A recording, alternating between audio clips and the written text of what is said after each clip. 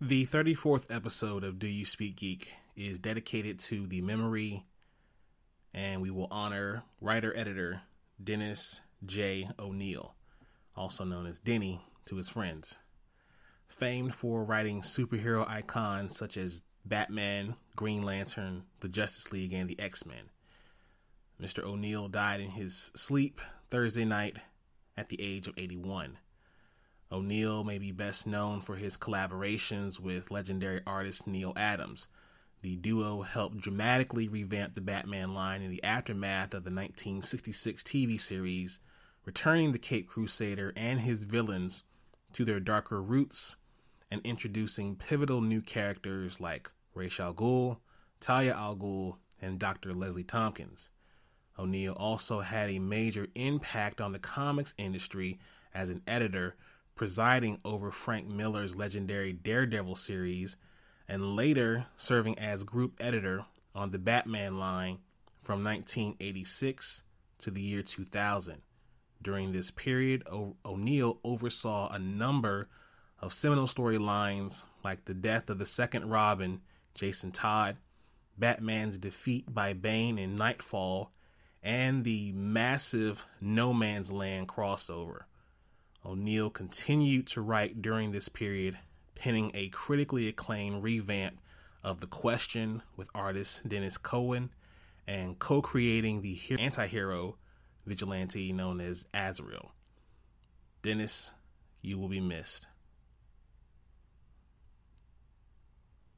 So, jumping into a rumor that happened this week, there has been this big deal. I think it's like over $100 million deal that Beyonce has signed with Disney over, I guess, X amount of years to collaborate on several projects. One of them being Black Panther 2. Now, evidently, when this news broke out, a lot of people had assumed because of the acquisition of Fox by Marvel or Disney that Black Panther Part 2 was going to feature the character Storm, and quite possibly we would see the character Storm being portrayed by Miss Beyonce. And that's when the world went crazy. And my opinion is that most likely, more than likely, she'll be doing the soundtrack similar to how Kendrick Lamar did for the first Black Panther film. Now, to me, such a polarizing figure such as Beyonce, to me personally, doesn't need to be anywhere near the MCU. I mean, she's an amazing musician and performer. Probably no one is better at what she does than she is. But her acting, as we all have seen in some movies, is very, very subpar. Unless it's actresses such as Yetide Badaki, Kiki Lane, or Sindel Noel, I'm on the fence of who's going to be cast as Storm in any Marvel movie, whether it's Black Panther 2 or a spinoff, whatever the case may be. I need to be someone like that and not a Beyonce Knowles. I mean, I feel like they'd be kind of doing again what they did with Halle Berry, trying to find the biggest black actress or the biggest black female name they could find and make her Storm. I mean, that's cool and all, but if they can't really pull the character off to the authenticity of the character that it is in the pages of the comics, then why do it? I mean, for me, I like ribeye steaks. I like wild berry gummy lifesavers. I would not like them together. But that's just me. I'm just a guy who likes comics and movies. Blurs and nerds, freaks and geeks.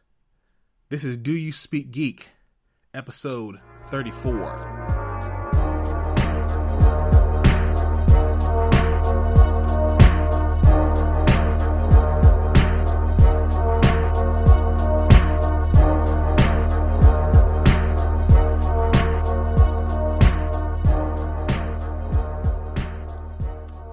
welcome to the show, everyone. This is Do You Speak Geek, the place where you come to get all your news and latest updates on what's going on out there in the geek realm. I am your host, Nix. Thank you for joining me. If you're an avid listener, welcome back. If you're joining me for the first time, welcome. I'm glad you're here. Thank you for everyone who listens. Thank you for coming back to see me again. I thank you guys so much if you are listening out there. Thank you so much. Spreaker, right here on Spreaker, that is the home team. Please go to the Spreaker page, subscribe, like the podcast episode so I know you guys are feeling it.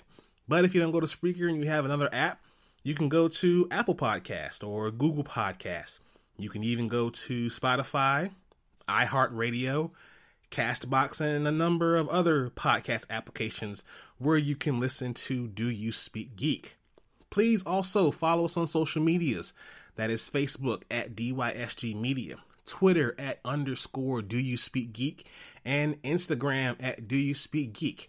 I'm really plugging Instagram because I really want to hit that 100 follower mark.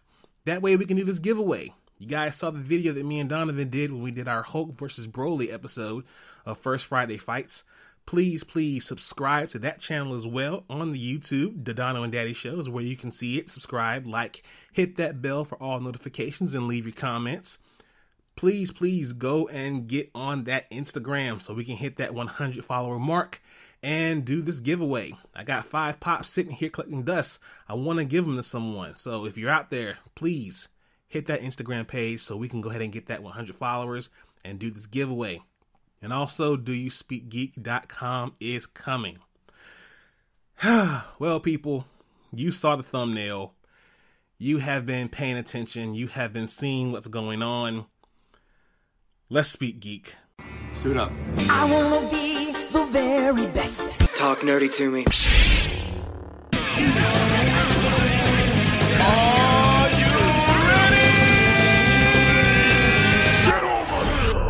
All right, there is no bigger news this week than this, ladies and gentlemen. Sony PlayStation has revealed the PlayStation 5. Let's go ahead and jump into the console. Now, PlayStation 5 has 2 versions, which is going to be a base version that holds a disc, and there's going to also be a PlayStation 5 digital edition. Now, there is no price or exact release date announced just yet, but both versions are due to arrive holiday of this year. Now, there's a website, playasia.com. It has allowed gamers the access to place a pre-order for the console for $700. Now, with an interesting mention of a December 2020 release date. However, Sony did not include a release date beyond the ambiguous holiday 2020, nor did they announce a price point for the console's launch. So take that with a grain of salt. The curved design feature with a white shell with a black inside segment, it looks pretty awesome. A post on the Sony blog explains how the 2 versions will differ. Quote, the PS5 gameplay experience will be the same, so the choice is all yours. While there are some slight differences in the look of each model, for the overall design, we wanted to deliver a console that's both bold, stunning, and unlike any previous generation of PlayStation. Hardware accessories to come along with the console is a Pulse 3D wireless headset, an HD camera, a media remote, and a DualSense charging station with 2 stations that can charge 2 controllers. Now, my question is, will the digital edition be cheaper than the disc version? You know, with the lack of the disc drive, will it be compensated with a larger hard drive? Those are some questions that we have here, and of course, we all want to know how much it costs so we can start saving those coins so we can go ahead and get that on the release date of the PS5. Now, let's jump into the games. Now, GTA 5. This game is not dying and it's not going anywhere. While no talk of a 6th installment of Rockstar's moneymaker, GTA 5 is still out here making noise. Grand Theft Auto 5 is coming to PS5 with an expanded and enhanced form for 2021. And when it releases, all PlayStation Plus subscribers will get GTA Online for free, regardless if they own the base game of the console. Since the announcement of GTA 5 Online, players on PS4 will be receiving $1 million in in-game cash until Grand Theft Auto 5 launches on the PS5 next year. So I think that's pretty awesome there. So if you have a Plus account and you have GTA 5, if you have those both, check back in every single month to get that 1 million, and maybe you can go ahead and buy that big old fleet of a boat that sits out there at the water with the helicopter pad, buy the big mansion, just spend it up. Do your thing out there in GTA Online. Also, now this is the one game that had me completely freaking the geek out. Spider-Man Miles Morales.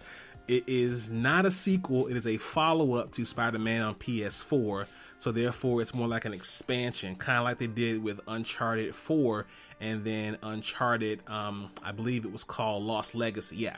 So it's just an expansion. It's not a sequel, but it's an expansion of the previous game. It's its own separate game, but it's an expansion of that.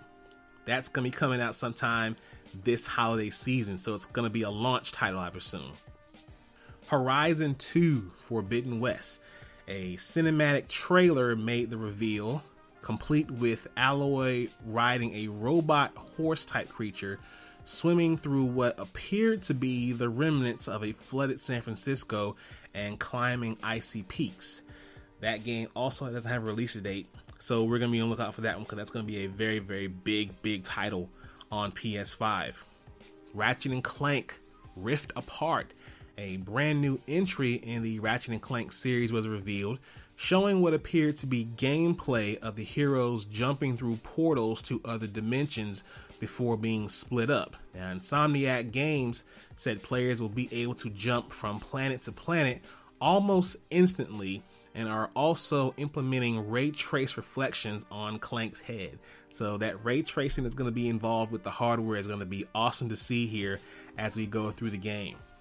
Sackboy: A Big Adventure. Now, it's a new game set in the world of Little Big Planet, and it appears to be a co-op 3D platform, more along the lines of Super Mario 3D World than other games in the series. No release date was given. Godfall. Gameplay of the melee action game Godfall was shown off for the first time. This will be also a launch title coming the holiday 2020 season. Resident Evil 8 Village. Now, I saw this trailer and I was so excited to see it because I didn't know what it was at first. It's set a few years after Resident Evil 7.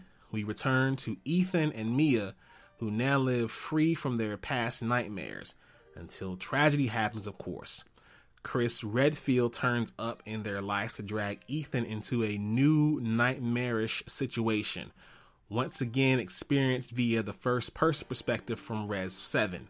No release date as of yet. Now, this game here looked amazing. Gran Turismo 7, a PlayStation blog post reads from the classic vehicles and tracks to the reintroduction of the legendary GT simulation mode. Gran Turismo 7 brings together the best features from past installments of the series alongside the future. An even more realistic driving experience awaits thanks to haptic feedback, which brings to life what it's like when the tires hit the road. PS5's immersive 3D audio will allow players the sense of position of other cars and drivers around them. That's going to be dope because as you're driving, you can kind of hear the 3D audio as there are going to be vehicles beside you, maybe even behind you. I'm really excited for this one. Also, Ghostwire Tokyo. Tokyo is under siege from paranormal threats known as the Visitors. 99% of the city's population has disappeared, and it's up to players to be the city's salvation by using a tool set of upgradable supernatural powers. Also, the remake of Demon's Soul. That's going to be an amazing game here. We can't wait to see what's going to go on with that one. No release date as of yet, but it was confirmed that it will be a completely rebuilt game from the ground up. Deathloop. Now, this is another dope one here that I can't wait to get my hands on. The story centers on rival assassins Colt and Juliana. Colt is hunting 8 targets, but is stuck in a perpetual time loop that restarts each time he dies. Juliana is attempting to hunt him down and prevent him from breaking the time loop. The catch is, both assassinations are playable to gamers. So yes, it is multiplayer. As Colt, you can play through missions as you would in Arcane's other games such as Dishonored, but a player controlling Juliana will temporarily turn up in your game to attempt to stop you in your tracks.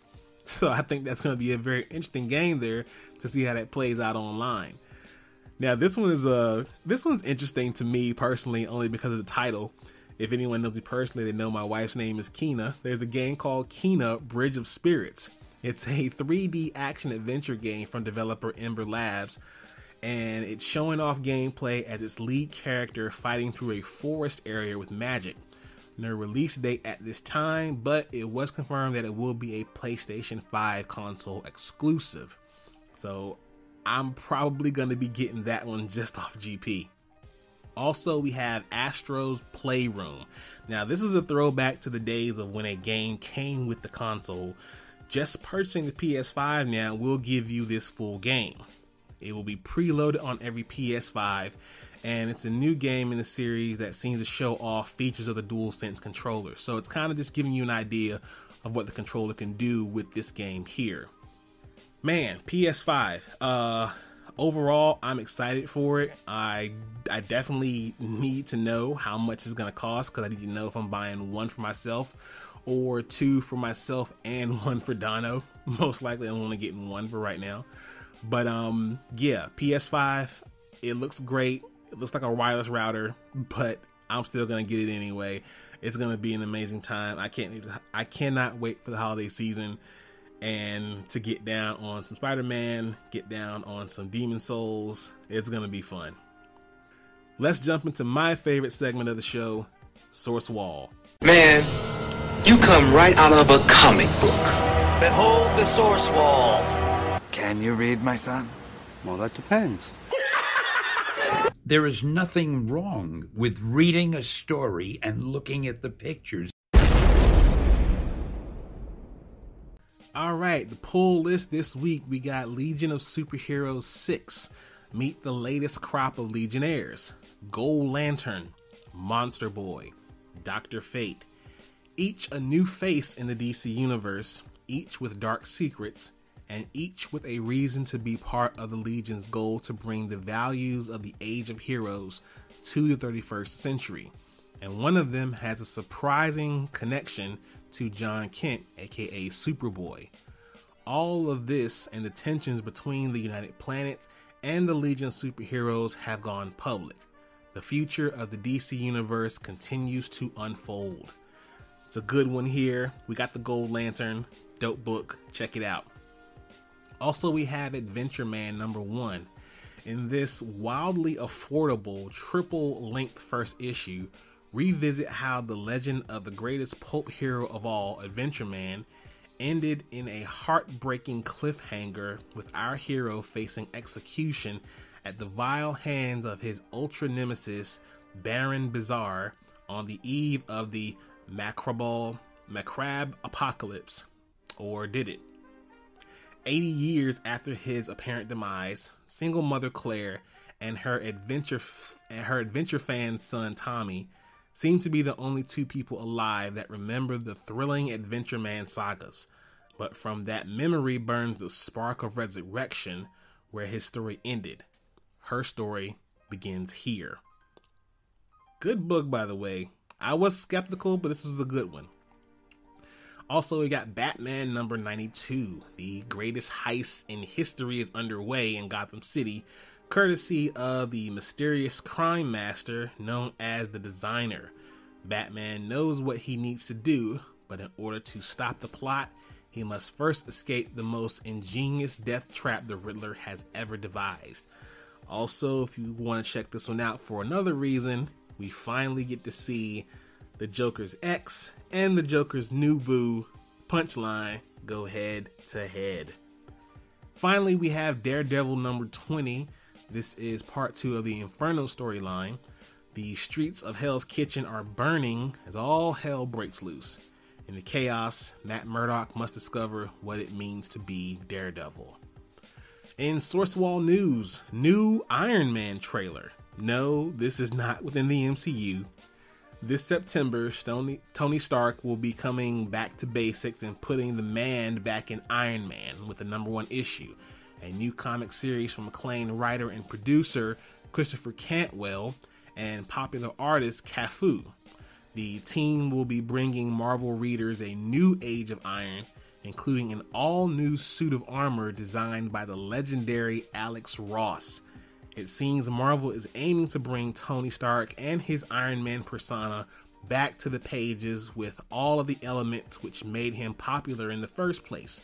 Tony is putting away his high-tech toys and high-profile image so he can get his hands dirty again, but his Stark-sized ego will always remain a factor when he faces new challenges.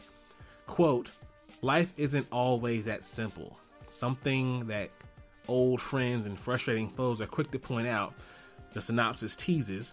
If you strip a billionaire down to his bolts, does he run solid or just overheat? The trailer's out for that now. Check it out.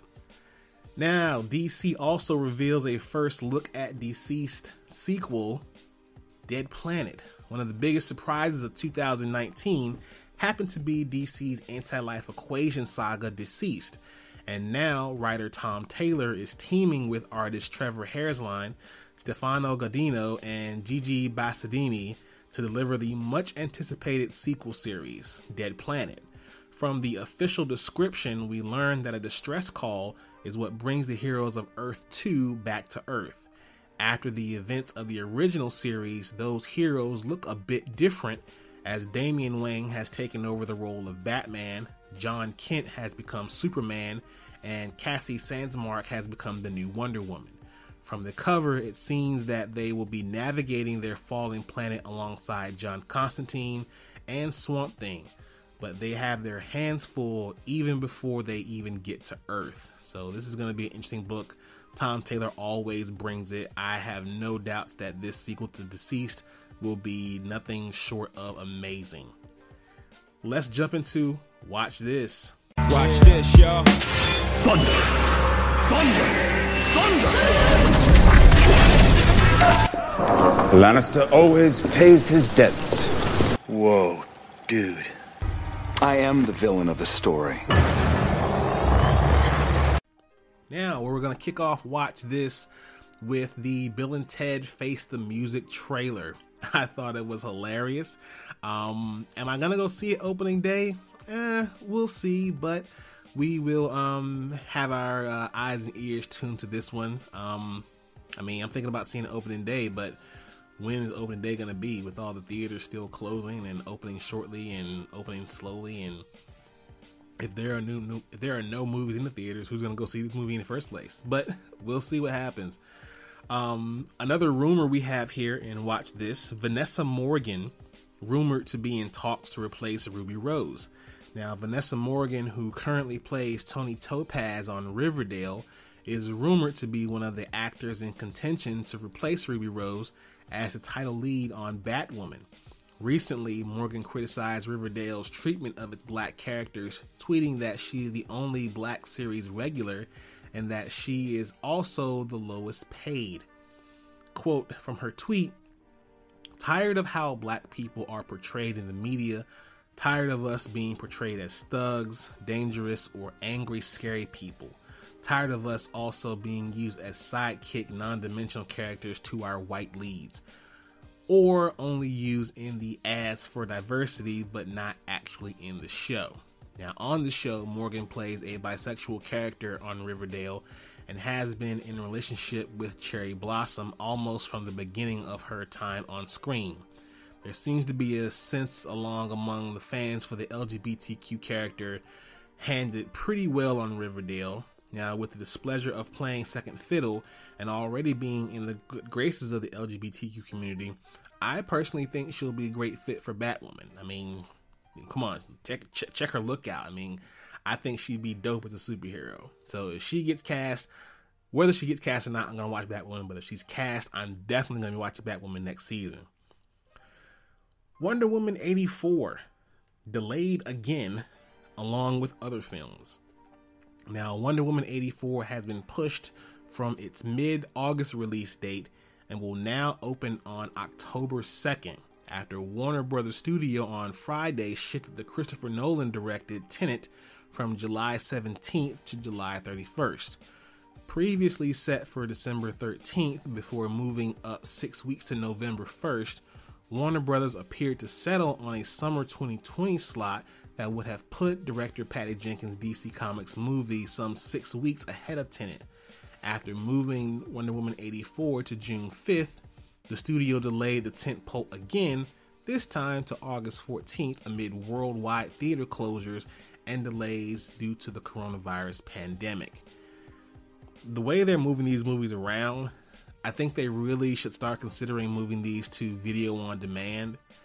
I mean, even if it does hit theaters, I don't see a lot of people packing the theater out to go see these films because, you know, fear of contracting the virus and things of that nature here. But I don't know. We'll see. This one's scheduled for October. Hopefully we are out of this thing by then and we can enjoy the movie as it was intended in the theaters. Now, HBO is ending Go. Now, what that means is, in a move intended to simplify matters, HBO's parent company AT&T Warner Media said this Friday that it will retire its HBO Go app as of July 31st, now that the HBO Max app is widely distributed. The HBO Now app will stay the same, except the app will simply be renamed HBO. So there's going to be two apps now. There's HBO and then there's HBO Max. I think they really should have thought this out and consolidated everything just under the HBO Max banner. Because, I mean, if you look at what the content is available on Max versus what's on Go versus what was on Now, it was kind of all the same with a few exclusives on Max. But I guess this is a step in the right direction. So for those of you who have a Roku or a Fire Stick and you get your HBO kicks on Go, you might want to go ahead and get Max so you can keep on keeping on with your series and your movies. Let's jump into Thumb Life. Peace, love, and video games! It sound like Donkey Kong.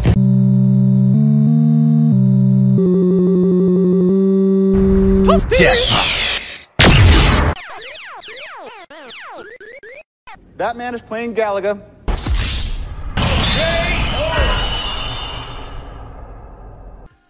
Alright, so we got The Last of Us Part 2 in our Thumb Life news. Now, according to IGN, this is the perfect game.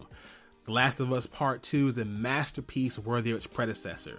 Taking strides forward in nearly every way, Ellie steps into the spotlight and carries the sequel in a manner that feels like the culmination of everything that's made Naughty Dog's blockbuster storytelling so memorable since the original Uncharted on the PlayStation 3.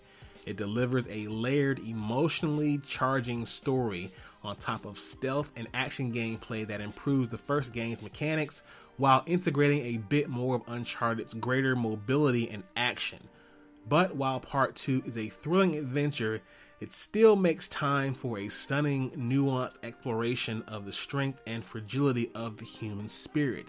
The PlayStation 4 has one of its best exclusives in one of the generation's best games. Now, outside of that, what can you say? I mean, it's a great game. I'm definitely going to get my hands on this one when it comes out next Friday. Hopefully they will follow the same path as the first installment and produce a remastered version for the PS5. Now, in other news, we have the EA Play event live coming up this next week as well. Making a similar executive decision as PlayStation did, EA Games delayed their EA Play Live event. In a statement that they made on Twitter, with the important conversations taking place and important voices being heard around the world right now, we've moved our time together to come together and play and let greater voices be heard.